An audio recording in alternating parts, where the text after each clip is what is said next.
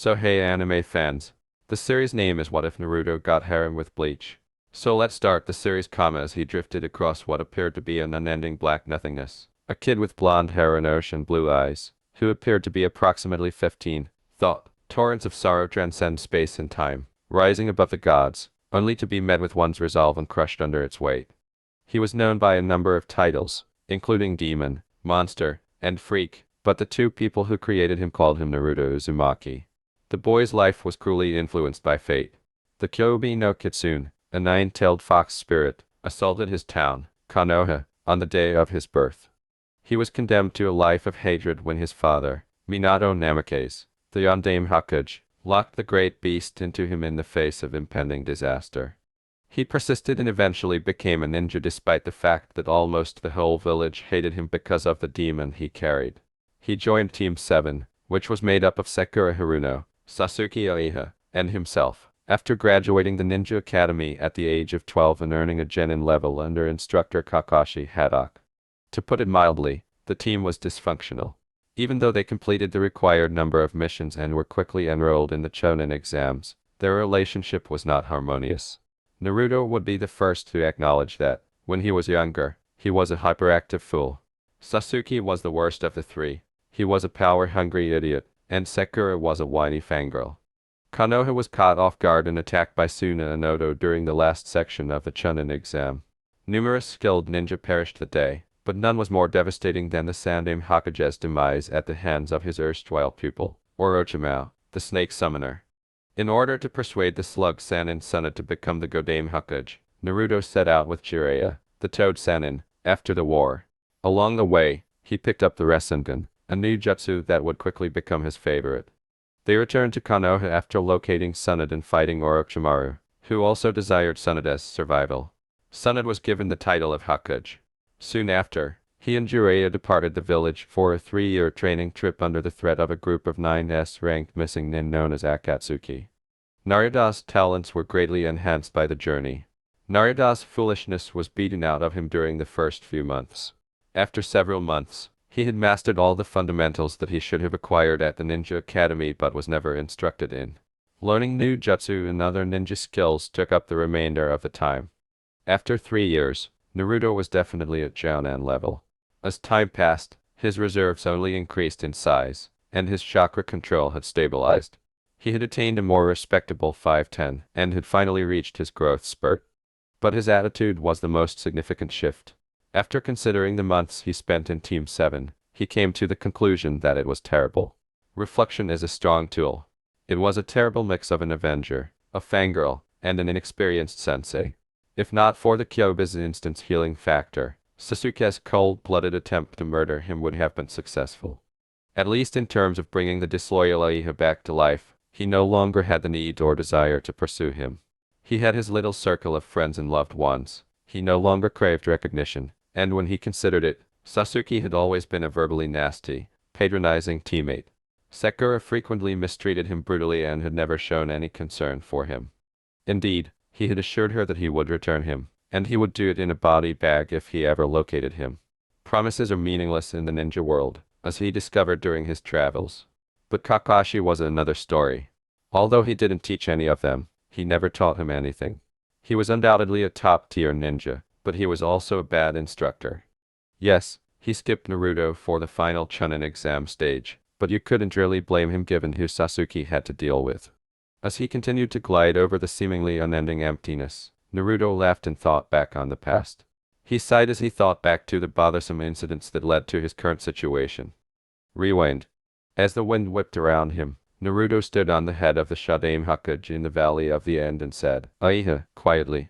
He had on a green Chunin-style protection vest over a pair of black shinobi leggings. He wore a rush orange hori with red flames embroidered at the bottom over the vest in question. The raven-haired youngster wearing an open light blue shirt across from him, Uzumaki, hissed back, his black eyes going red and 3 black commas showing. In a fit of rage, he cried, "Get out of my way," and threatened to destroy Konoha. The two people appeared to be in good physical condition, yet they were both worn out. In order to reach the border, Sasuke had to defeat the Hokage, which used up roughly half of his chakra. Fortunately for him, Karen had been hiding to tend to his injuries, and he was able to evade the Tsuchikage and the ninja garrison he had brought along thanks to her chakra sensing skills. In contrast, Naruto had a slightly different battle. Naruto attributes his survival to the Yanbi, the four-tailed demon ape, a force of nature itself, as well as luck and the ideal elemental mix. The Yanbi can do lava release and Yaden Jutsu. When Yamato, who had been with Naruto, realized this, he was forced to flee, rendering his Mokudan Jutsu useless, leaving Naruto to confront the enemy by himself. Seeing the madness in Sasuke's eyes, Naruto sighed. In an astonishingly brief sequence of events, he emerged on the statue opposite him and sent the Avenger plummeting into the river with a powerful blow. Naruto watched Sasuke pull himself out and wiped some blood from his mouth as he fell and stood atop the water. Hissing like the snakes he could conjure, he said, "You'll pay for that." With ever-increasing madness, he swiftly charged the blonde, pulling his chokudo from his back. Pushing electricity through the blade, he yelled, "Die!" as it chirped with power. Naruto quickly pulled two kunai out of his pouch, raised them in a protective stance, and charged the blades with wind energy. Exclamation mark, exclamation mark, exclamation mark, clang. As the two figures battled for supremacy, the valley reverberated with the clang of metal striking metal. Sasuke grumbled, attempting to hide the tension he was under. "You've gotten stronger, dope." His physical skills were a little limited, and he spent much of his time learning and perfecting his Sharingan techniques. With little apparent effort, Naruto said nonchalantly, maybe you've just gotten weaker." He didn't need to put in much effort because the Uchiha in front of him was obviously skilled in ninjutsu, and it appeared that he had disregarded his physical prowess.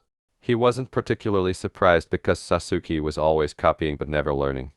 One of the best examples was Lee's use of taijutsu during the Chunin exams. The black-haired boy exuded a powerful surge of black chakra as he spoke those words. He developed purple skin, and a pair of enormous, hideous wings appeared on his back. Clearly, Sasuke didn't appreciate the remark.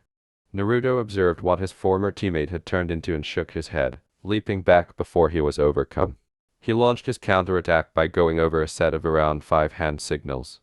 He said the words, "Fudan," "Rinkaden," before opening his mouth and shooting a barrage of wind bullets at the eerily spectral figure. Sasuke covered his torso with his huge wings, absorbing the wind bullets with apparent ease. "Kaden, Goryoka," Sasuke shouted back at his opponent, his mouth wide open and his wings spreading wide as a huge dragon head erupted. "Suyoden, Suryaden," was Naruto's reply, comprising a very isolated series of seals. The water beneath him ascended and transformed into a dragon as he spoke. As the water dragon charged ahead, it collided with the fire dragon, causing a burst of steam. Naruto saw an uninjured Sasuke standing, staring at him and breathing heavily as the vapor dissipated. He thought, being cautious not to meet the Uchiha's eyes. To defeat a water element of the same level, he must have expended a lot of chakra in that attack. Naruto was still standing there, appearing composed and at ease, and Sasuke growled. He thought angrily, how dare he defy me? He should be ashes. He prepared for the next strike by directing almost all of his remaining energy onto his right eye. Naruto's eyes grew startled as he sensed the demonic-looking figure's powerful chakra rush. He glanced over and saw that Sasuke's eyes had altered. A red six-pointed star was blatantly visible in the center of his blackened eye. Mangekyou Sharingan, Naruto thought, feeling a little uneasy. The last stage of the Uchiha bloodline was a formidable weapon and a similarly formidable foe. He leapt to shore as fast as he could, trying to brace himself for the jutsu. Sasuke hurled Amaterasu as his right eye started to hemorrhage. When he gave the order, black flames appeared in the air and swiftly moved in the direction of the blonde ninja. "Crap," Naruto muttered. He was well aware of the black flame's strength. Unconsciously, he made the sign of the cross with his hands, thinking, there is only one thing I can do. He uttered the words, "Kage Bunshin," while a clone appeared next him. He started to gather chakra and rotate it into his palm while holding out his hand. The clone placed its hands over the ball and pumped wind chakra into it as soon as the sphere started to take shape. "Fudan, Rasen Shuriken," he yelled, now containing the Rasengan's usual form inside what appeared to be 4 shuriken-like blades that protruded from it, giving it a circumference of roughly 3 feet. Naruto could only think of one thing when he placed his powerful jutsu in front of the black flames. Hopefully, this works. When he saw the flames strike the blonde, Sasuke burst out laughing. He screamed, "Ha ha ha," into the sky, causing the cursed seal to back off and collapse to his knees from tiredness. You thought a pathetic wind jutsu would defeat the Sharingan. Uzumaki, you fool. He stammered as he took in the scene before him. Uzumaki Naruto was in the center, minus his right arm and with blood streaming from every part of his body, as the black flames vanished as though they were being extinguished by an invisible power. How? Sasuke screamed in rage, and his opponent, who had not been reduced to ash by his jutsu, was the object of his intense terror. Simple, Naruto said in a pained voice as he pushed his body in the direction of the fallen Uchiha. Rasen Shuriken attacks at the cellular level. I've seen and studied a sample of Amaterasu's flames that Jiraiya-sensei collected. In essence, I broke the flame apart and forced all oxygen out of the area, rendering the flame useless. He concluded. He went on, idly gesturing to his heavily bleeding torso and missing right arm, though as you can see, Rasen Shuriken was not designed to be used like that. Naruto approached the Uchiha, who was by this point too tired to move, with apparent effort. Sasuke, Naruto started by pulling out his final kunai and aiming it at the frightened Uchiha's neck. With a swift flick of his wrist, the kunai tore through flesh, and Sasuke Uchiha vanished. You have betrayed Konoha, allied yourself with Akatsuki, and declared was against the 5 shinobi villages. I sentence you to death. A crash reverberated across the valley as the kunai clattered into the rocky shore. Ugh! Naruto groaned in pain as darkness began to seep into his vision and his body betrayed him. Rasen Shuriken is a double-edged sword, he thought, breathing hard. The wind destroyed my organs, and I had to encircle my entire body with its blades.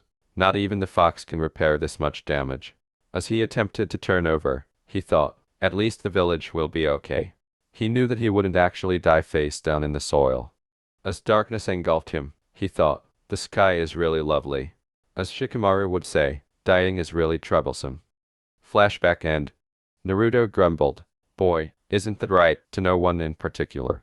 He said into the darkness, being dead is so boring. A voice behind him remarked, must you be so loud? You're going to give me indigestion.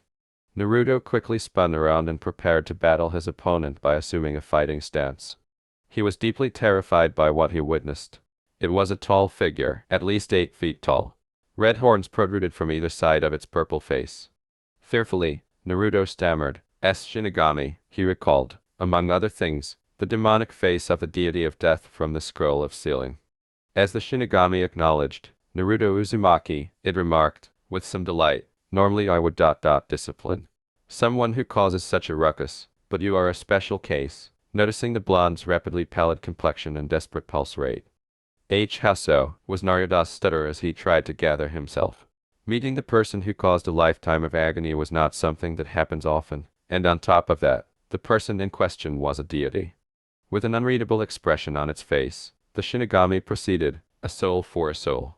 That was the contract between myself and Anirion Dame Hakuj. It appeared to be reading a script that had already been written.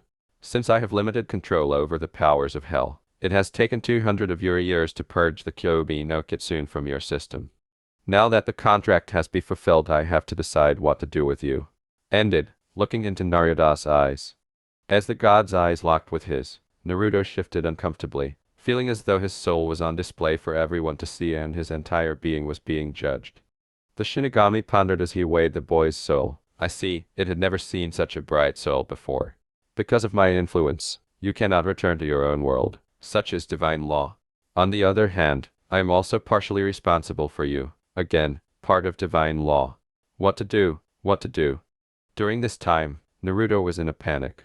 He had hoped that something would occur to make his life better, but this was far more than he had anticipated. After pondering for a few seconds, the Shinigami finally remarked, that will work. The Shinigami saw the protesting blonde disappear in a burst of light with a swift snap of its fingers. Maybe now my stomach ache will stop. With Naruto. Naruto felt the hard ground beneath him as he opened his eyes. Where am I? He asked himself, blinking to get his vision back. And what precisely happened to me? Sasuke, black flames, and then nothing at all. When his vision finally cleared, he glanced around and saw a group of homes surrounded by other buildings that appeared to be commercial. He stood up quickly, ran to a house, and knocked on the door. A woman's voice answered the door and said, yes. With her brown hair and somewhat appealing face, she had a rather unremarkable appearance. With all the ninja training he possessed, Naruto asked. Where exactly am I? Without panicking. Oh, the women murmured, their faces softening. You are in Junranin, the West District of Rukongai, home of departed souls. Though the woman was unaware of it, Naruto's question was more of a declaration than a query. I'm dead. The woman looked at the boy sympathetically and replied, I'm afraid so, with a melancholy grin. You can't remember your death. Poor dear. Would you like to come in, perhaps have a cup of tea? Naruto shook his head and said, No, no, thank you. The strangeness of his dying was something he truly didn't want to discuss. He had no idea whether anyone from the elemental nations was present at this Rukongai location, to be honest. In an attempt to change the subject, he said, Just what is Rukongai? Rukongai is divided into 4 regions, the woman patiently clarified, the north, south, east and west. Each of these regions is then comprised of 80 separate districts. These 360 districts make up Rukongai. The further you get from the first district of each region, the more lawless and cutthroat it gets. We are the lucky ones here.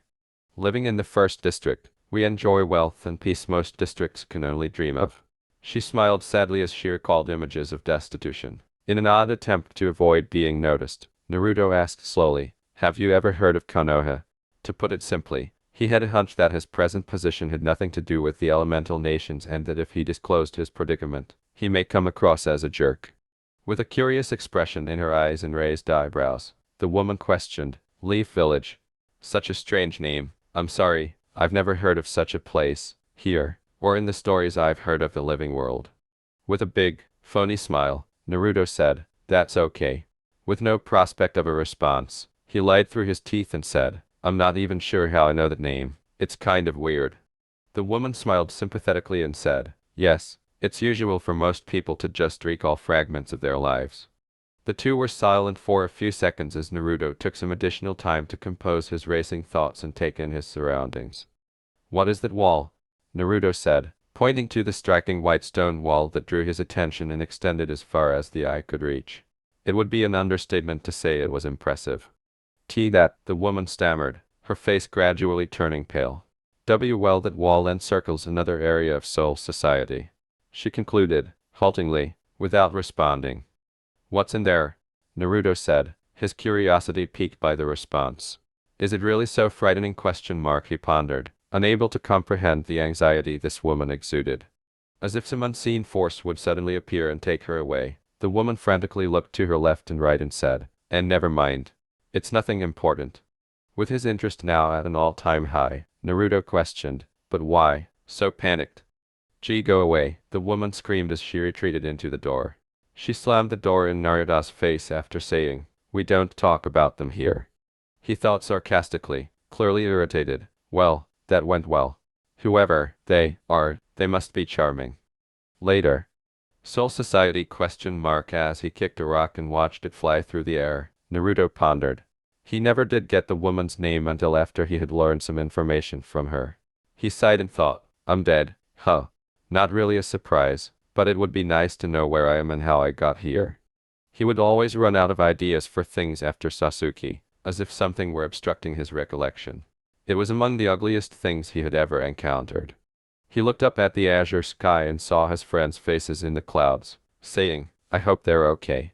As he looked down at their smiling smiles, he thought, I'm sorry, guys. You guys will live, I'm sure of it. As his companions' faces appeared to assent, he thought, live without me, and bring Konoha to new heights. And like any good ninja, I'll adapt. I'm rather perplexed right now, but perhaps this won't end up being so horrible. Sasuke. He thought as his companions' faces vanished and the black-haired Avenger's shape filled his field of vision. Did your hatred consume you that much? Did you really believe you could bring the 5 great ninja villages to their knees by yourself? Did Itachi cause this, or Orochimaru, or were you just a byproduct of the Uchiha clan's fate? A clan destined for awful things, and one that was founded out of hatred. He shook his head, pushed the gloomy thoughts away, and turned his attention back to the task at hand. That woman claims that Rukongai is divided into 4 districts, north, south, east, and west. He recalled the scant information the women provided and thought, at the moment, I'm in the 1st district of West Rukongai, Junranin. The land becomes more lawless the farther you go from the center. She wouldn't tell me anything about it, but it must have something to do with that circular wall. Maybe some kind of military force. Why would people be so terrified of them? But it would explain why crime would rise the farther you were from the epicenter, ? He pondered, perplexed. As he considered this, his steps took him up a grassy slope beneath a range of mountains that appeared to overlook Junranan and beyond, away from the cluster of dwellings. Whoa, he thought as his eyes refocused and he saw the vast area of populated land before him. It's enormous, he thought, continuing to look. In front of him, he could see for several kilometers. I can't even see a curve of that wall, whatever it encircles, is massive as well. The region was dotted with a variety of homes and other structures, and Naruto was certain that it stretched well beyond his line of sight. The former shinobi sighed, fell to his knees, closed his eyes, and went into a trance. One of the things Jiraiya had hammered into his mind was meditation. Although Naruto never got around to mastering the advanced Ho techniques, he did recall Jiraiya muttering something about sages, oil, and grumpy old women, or whatever that meant. As he forced his way inside his head, he thought, perhaps the foolish fox will know something. It might as well be useful. Within his mental landscape, white, Naruto noticed that the sewer that often contained the Kyobi no Kitsune had vanished, leaving behind a white nothingness. Naruto exclaimed, "What the hell?" as he was overwhelmed by a situation that was so strange to him.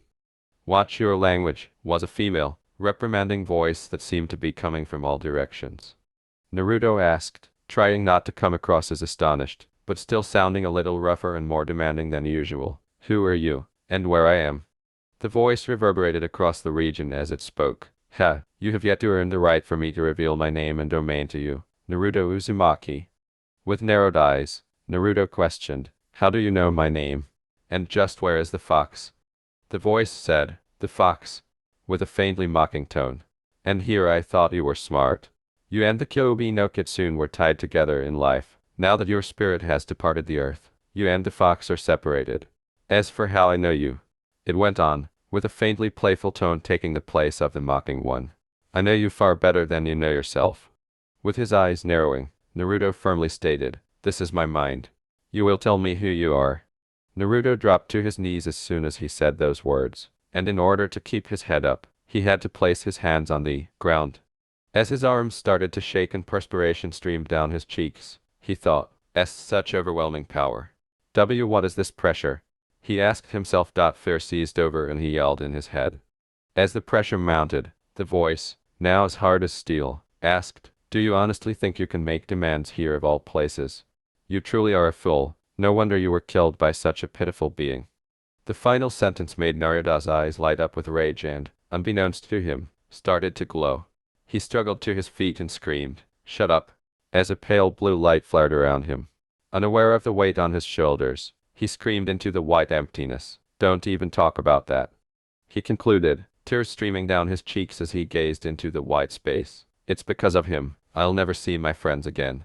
It's because of him I won't be able to protect them. It's because of the Tamdaiha clan the ninja world is in turmoil." His voice echoed across the emptiness as he muttered, "Don't even pretend to understand such things." He attempted to calm himself by taking deep breaths, but before he could fully do so, his eyes drooped and he collapsed, tired. "What?" he thought as darkness started to obscure his vision and he began to pant heavily as his body resisted. "What is this sensation? I seem to be in a state of euphoria before everything fell apart. I have never experienced this before." As night fell, Naruto noticed a hazy woman kneeling next to him. She was dressed in a long dress and had black hair that hung down to her shoulders, but he couldn't make out anything else. With a gentle stroke of her fingers through his hair, the figure said, "Congratulations. It seems you're not as hopeless as I thought. Remember this, never show fear, and never hesitate. It will only lead to death. Just like back in life, you possess the power to change the world. Remember that, Naruto Uzumaki. Learn to control your powers, and when the time is right, we will meet again." The figure then kissed his forehead gently, and his inner world vanished forever. Reality as usual. Naruto sat up abruptly, as if he had stumbled during his experience. He inquired out loud, "What happened?" But nature had no response. He noticed that the sun was much higher in the sky than it had been before and asked, "How long was I out?" He stood up with a heavy sigh and thought back to the dialogue he had with the unidentified woman in his mind. "The fox is gone, isn't it?" As he wandered around wondering what in the world had happened to him, he pondered. I can't say I'm sorry enough. As he walked up to the peak ahead of him, he asked himself, but who was that woman, and what was she doing in my head? Learn how to manage my power. Huh? As he gazed up at the massive natural edifice in front of him, he thought. It was imposing. He had a very enormous mountain range in front of him. From what he understood, no one lived close to the range, which made it the ideal location for training. It was on the westernmost edge of the Junranin. Although the word control was not typically connected with blondes, he had made great progress in his life to enhance chakra control. The toad summoning is found on Mount Myobakuzen. Jiraiya had taught chakra control there. Immersion in nature was the best way to learn how to govern chakra, according to his explanation. Here, he hoped, the rules were the same. He hoped to locate some sort of plateau on which to establish his stronghold. I sensed that energy. It was similar to chakra but yet more primordial and sophisticated. Control isn't a bad idea, I suppose. There's only one way to go, he thought as he clenched his muscles and grasped the first foothold he came across. Up. He then started to ascend the mountain. No pain, no gain, was the lesson his teachers instilled in him throughout the years. Learning was always a work in progress. Naruto also has a tendency to pick things up the hard way. As he regarded the hazy, female image, he promised himself, I will find out who you were. He could have sworn he heard some giggling in the back of his mind as he considered it. After 5 years. West Junranin, Mountain Range. Retsu Anohana was a multifaceted person. The best healer in the whole of Sritai. The captain of Godai 13's 4th Division. She was a loving, compassionate woman who was adored by every member of her section. Retsu Anohana was currently wearing solid mountain climbing gear and had shed her Shihakusho. For the Godai 13, the past 3 years had been difficult. Losing 6 captains in a row was a crushing blow, and it was only now that things were getting better. Gazing at the mountain's base, she reflected, it's been a while since I've been able to do this. Because of light shows, the people of Junranin had advised her against going to the mountains. Even if they were unaware that she was a Shinigami or even a captain, it was kind of funny to hear the worry aimed at a Shinigami captain. Her passion had always been climbing mountains in Rukongai. Even while she genuinely loved her subordinates, she occasionally needed time to herself. Furthermore, many uncommon medicinal herbs are only found at higher evolutionary levels. She became aware of how much perspiration was accumulating on her forehead as she ascended. She felt more stable and wiped the perspiration from her cheeks, saying, I'm really out of shape. I'm already exhausted after just a few hours. She looked up and, in a masterful display of control, sprang to a ledge above her. She was stunned by what she saw next. It was an amazing clearing in front of her. A few trees provided a good amount of shade. A number of placid pools of water appeared to shimmer in the sunlight. She wasn't surprised by any of this. Rather, she was shocked by the craters in the earth and the person who created them. She heard a shout of Rasengan, and her eyesight was obscured by a burst of dirt. Retsu Anohana was a difficult person to surprise. That's what you get when you're several hundred years old. She didn't bother to remember the precise numbers. This was one of the few times in her life, death, that she was completely confused. She was taken aback and somewhat shocked to think, I didn't sense any Ryatsu. She prepared herself for potential violent action as she thought, even though it is not uncommon for souls in the Rukongai to possess Ryatsu. I have never encountered a soul with the control necessary to not emit any Ryatsu into the area. The dust started to settle, and she squinted her eyes a little. That Rasengan looked strong, whatever it was. How could such a powerful spirit have remained concealed from us? She questioned, lamenting the monitoring core of the 12th Division's incapacity. She was surprised when a male voice said, Who are you? From the midst of the dust. He went on, I know you're there. My name is Retsu Anohana. Retsu smiled in response, shocked that she was being noticed. Although she wasn't hiding specifically, she was repressing a lot of her Ryatsu, as was customary for any high-level Shinigami to enter Rukongai. In an attempt to avoid upsetting this enigmatic man, she concluded politely, I am a simple mountaineer, looking for some medicinal herbs. As Naruto heard this statement from the unidentified female, he clenched his muscles and narrowed his gaze. There is no way she is a simple mountaineer, he thought to himself, his eyes narrowing suspiciously. It would take hours to get up here, and I didn't even feel her approach, he added. Who is she? Lair, was all he murmured as the remainder of the dust settled and he was able to see the intruder. It was not the kind of person he would have anticipated from a potential threat and intruder. He thought, she's pretty, and as he saw the figure, a faint flush started to appear on his face. Her long black hair flowed carelessly at her back, and her face was small and gentle. However, he might have been a little biased because he had not seen anyone for 5 years. The voice in his head scratched, "Che, she isn't that pretty." During the 5 years of training, she had started talking to Naruto more frequently, but he was still unable to see her domain, as she referred to it, and she refused to give him her name. He was quite irritated by that. When referred to as a lair, Retsu arched her brows. It had been a long time since someone had been so blunt to her, as she was the captain of the 4th Division and one of the most powerful individuals in all of Sritai. She was finally able to view the enigmatic individual when the dust settled. His hair was worn in a rough ponytail that reached his shoulders.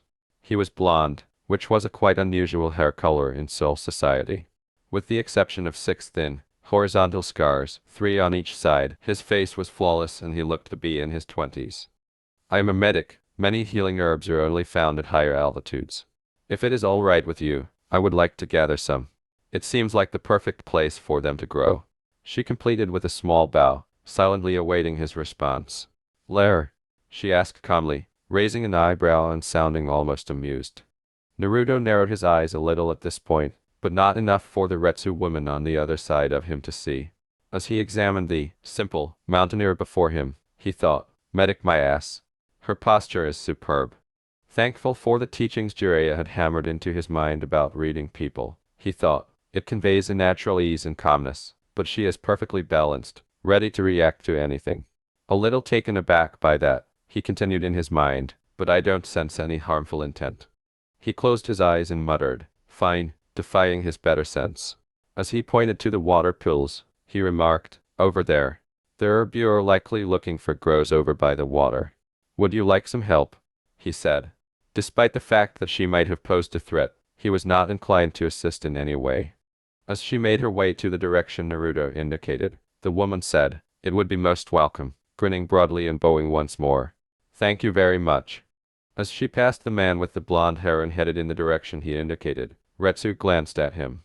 She was convinced that he possessed power because of the way he carried himself, the way he appeared to assess the situation, and the power he exuded, even if he was not aware of it.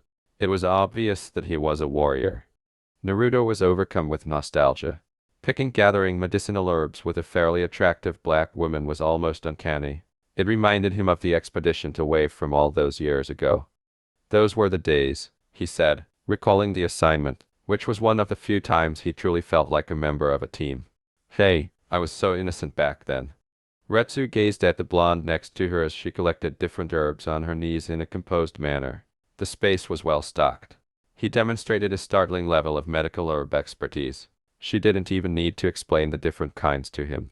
With an almost calm tone, she inquired, "What is your name, if you don't mind me asking?" "Naruto Uzumaki," was Naruto's response, as he proceeded to collect herbs, another lesson that the Toad Sage taught him. However, Naruto subconsciously believed that Sunnah had ordered Jiraiya to teach him it, that is, threatened him. "Naruto," Retsu thought, letting the name escape her lips.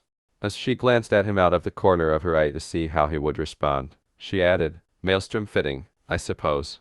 Especially with that unique technique." The words, "interesting," made Naruto's spine tense a little. "She seems almost apathetic about it. I don't sense any surprise at all," he thought with some interest.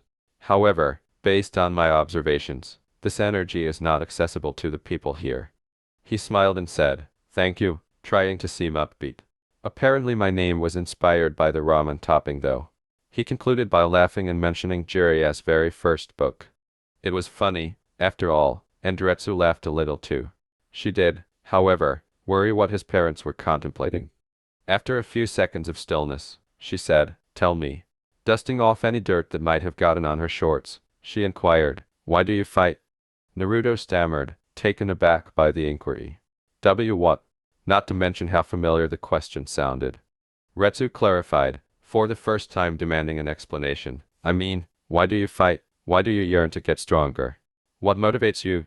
It's it to reign over others, to feel better about yourself. What?" After some thought, Naruto mumbled, "I don't know."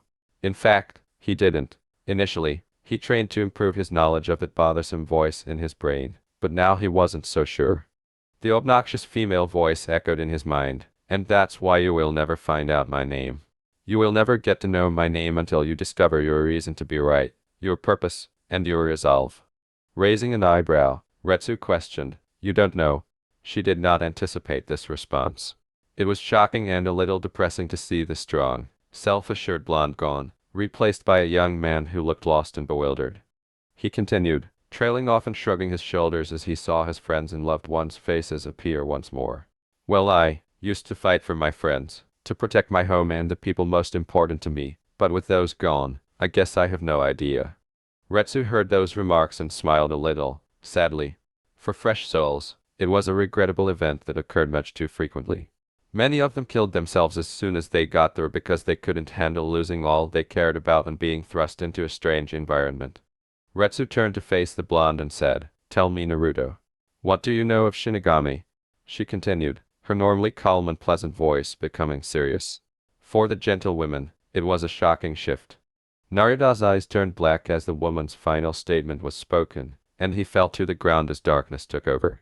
One word was the last thing he recalled thinking while still conscious. Shinigami, the mind of Naruto.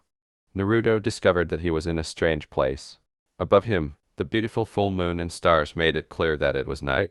He looked around and noticed a large lake to his right, a group of trees to his left, and a vast area of hills covered in grass in front of him. "Where am I?" he said out loud to himself. "What is this?" A voice he recognized said, "So you can finally see my domain, huh?" From behind him.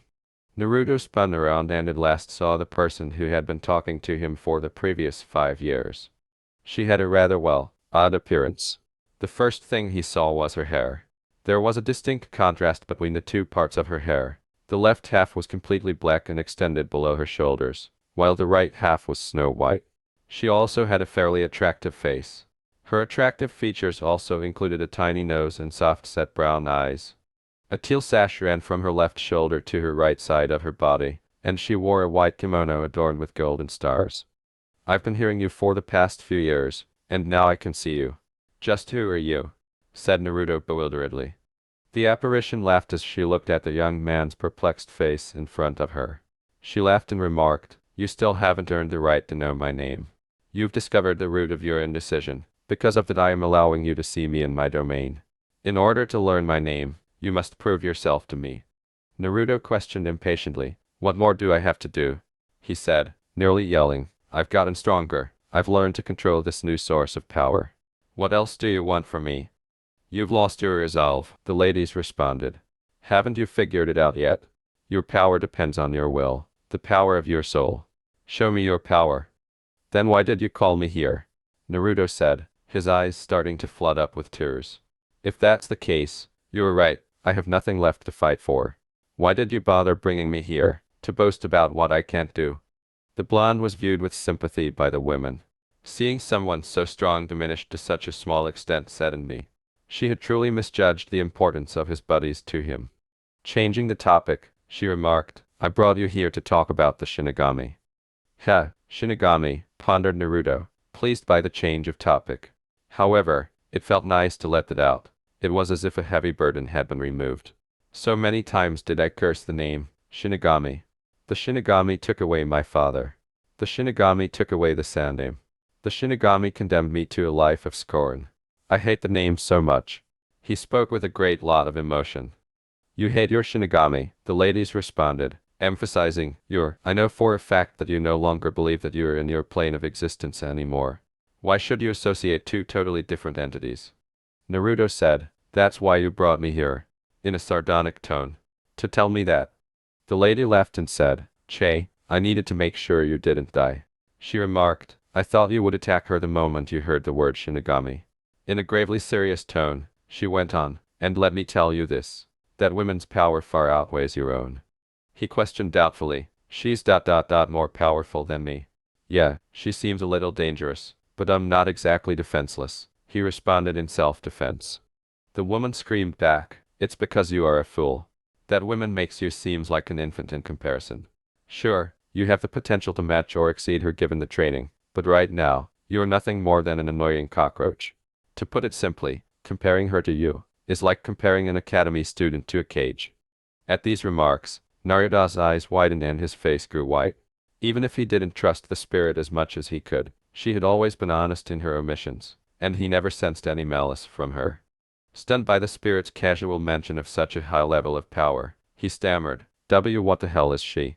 He was aware that he was not the world's most powerful person, but for the comparison, what on earth was she composed of? As if Naruto were a fool, the woman inquired, what do you think she is? And actually use your brain this time. When Naruto considered it, it was easy. Shinigami was all he said, although it was a simple word. Good, the lady said, grinning. Now, imagine yourself as a ninja and tell me what and who you believe the Shinigami to be. After a few seconds, Naruto paused to reflect. His perception of the world seemed to shift as his ninja instincts returned with a vengeance after 5 years of rust. With a sudden realization of multiple things, he stated, they live in the area protected by that wall. They are the military force that everyone is afraid of. Good job, she replied with a hint of admiration in her voice. It seems there is still some ninja instinct left in you. Good, I thought it had all died out. Tell you what, I'll even let you leave with a parting gift. The woman smiled as she heard this. The world he was in vanished with those words, and he was once more in a frustrating circumstance. As the last of his surroundings went dark, he moaned, not again. She is really annoying. He heard a few final words before everything went dark. Try not to die before we meet again. World outside. When he woke up, he noticed that his whole body was glowing green, which is a lot like the color of medical chakra. Good, you're awake, Restu murmured, her face lined with worry, but her voice was one of relief.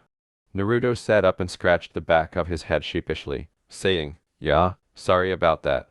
I don't know what came over me. Retsu glanced at Naruto and smiled slightly. I see. She started to ramble a little as her voice became more solemn. Tell me, Naruto, how long have you heard that voice in your head? Naruto opened his eyes wide. He stammered, what? Wondering how in the world she was aware of that. Retsu smiled in a way that was almost playful. As if to explain everything, she handed him a long, thin object and stated, this appeared by you. As soon as Naruto saw the object, a katana, he arched an eyebrow. The handle measured around 10 inches in length and was teal-green in hue. The blade appeared to be made of regular steel and measured around 3 feet in length.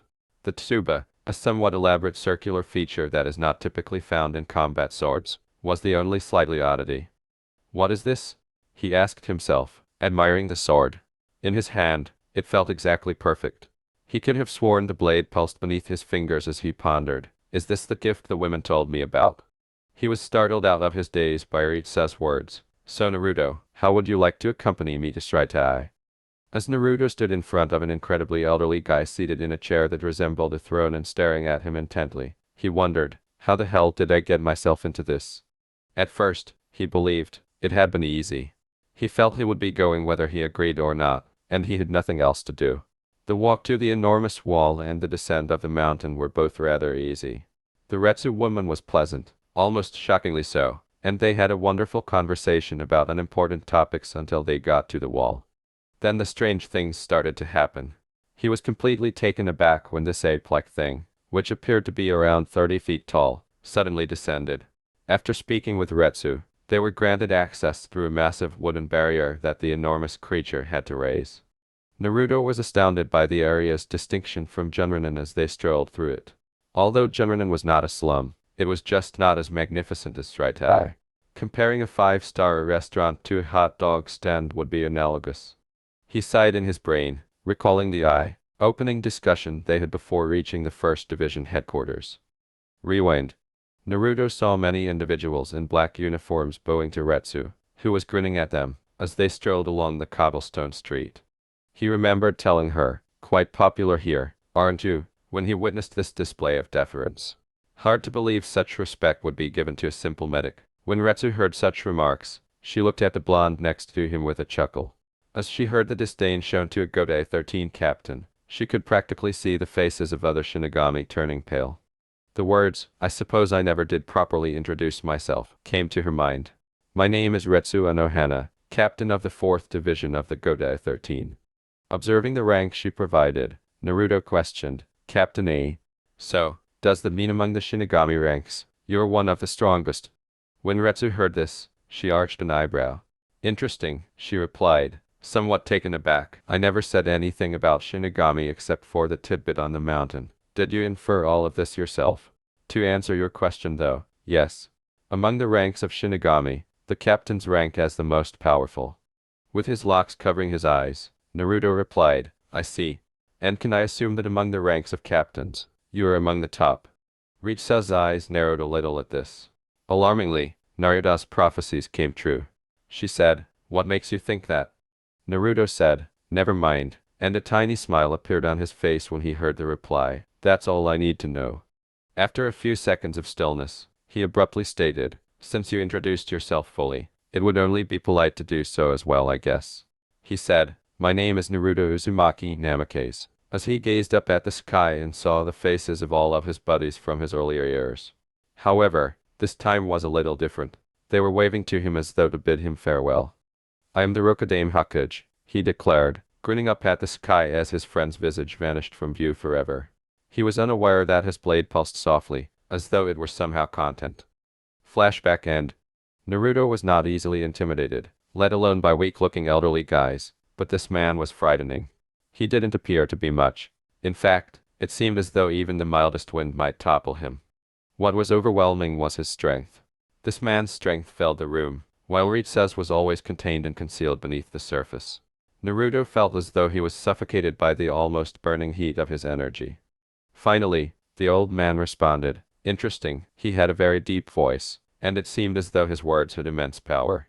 A shudder ran through his body, and he had to will it to stop.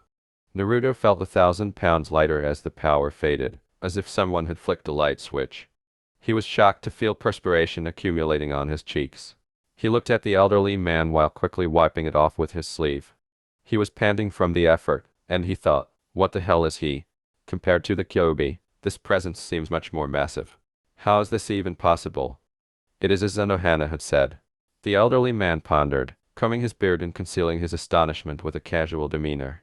You are very impressive. To withstand my Ryatsu to such an extent, it is a feat not many can accomplish. Naruto answered, perplexed, not to be rude, but how could Retsu tell you anything? And what is Ryatsu? Refer to her as Captain Anohana, the elderly gentleman muttered with displeasure.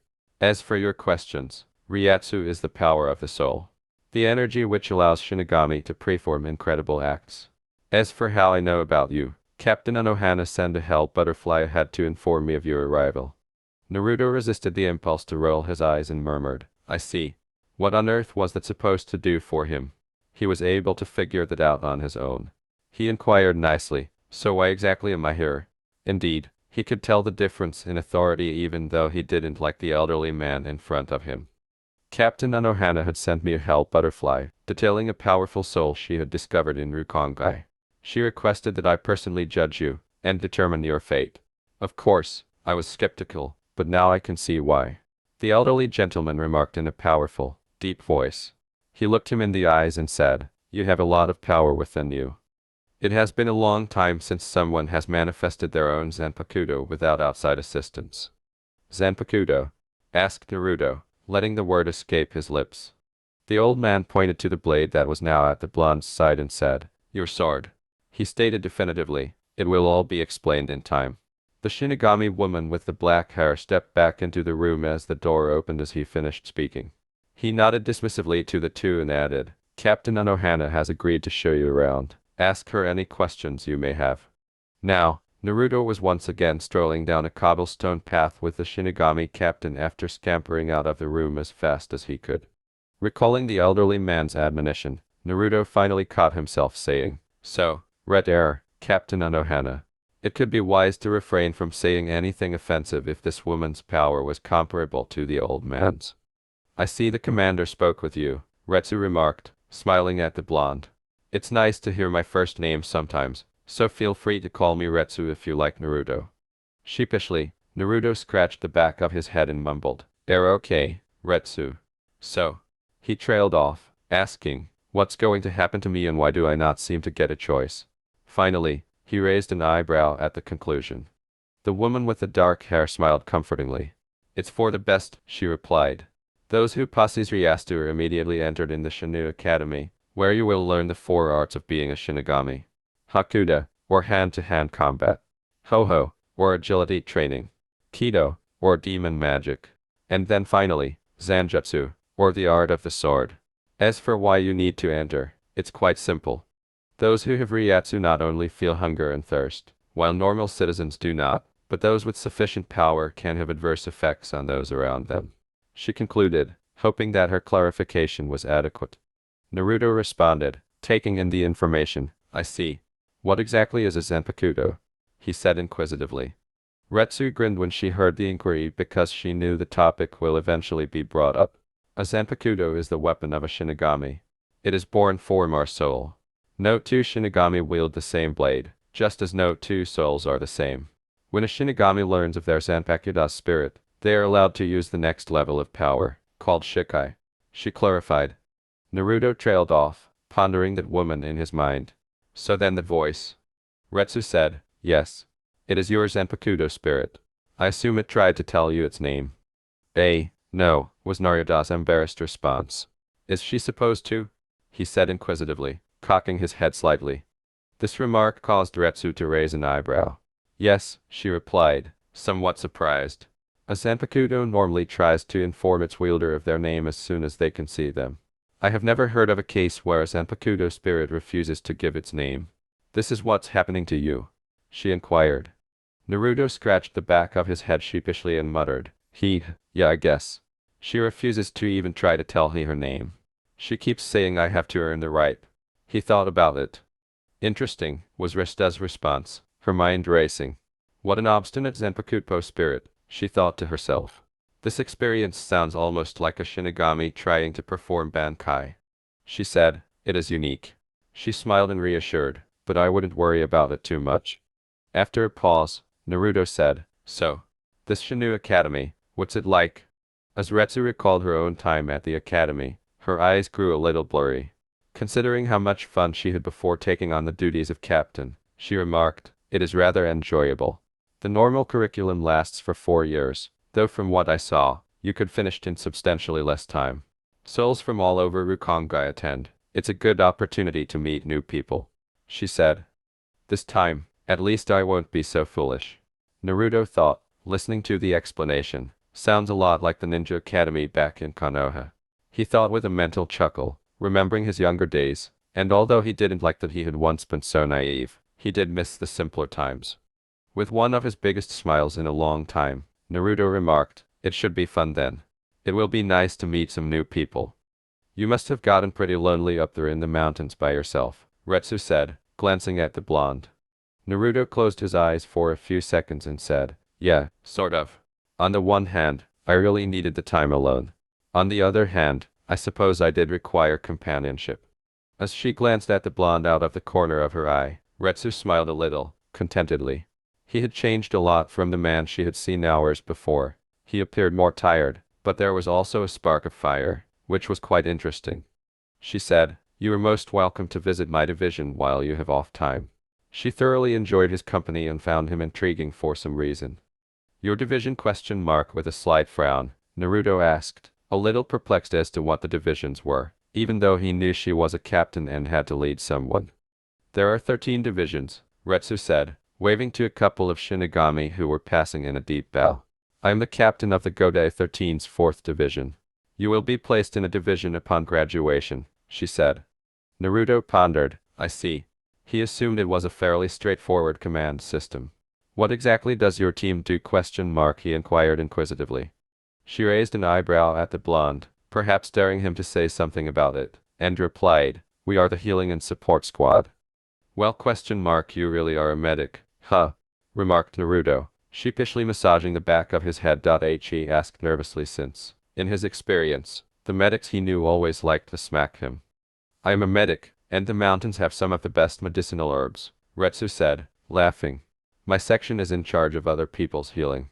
It's a profession for people who are committed to serving others. You get it ? Her tone abruptly became serious as she requested. The Hachibiya was a formidable foe, perhaps the most dangerous threat the Shinobi Alliance had faced. Naruto said, yeah, with bangs hanging over his eyes, as he thought of two medics close to his heart. He recalled that when the news came in, the Hachibi had attacked their major medical facility, where Sakura and Sunad had destroyed the beast, but at the cost of their lives, and that only the Shinigami had the ability to destroy the Biju, at the expense of two human souls. I understand, he said, smiling. Although the loss of those two still stung, he knew they would want him to move on, since he was the Rokudame. Retsu said, I see. But before she could say anything more, she saw the enormous gates enclosing the academy.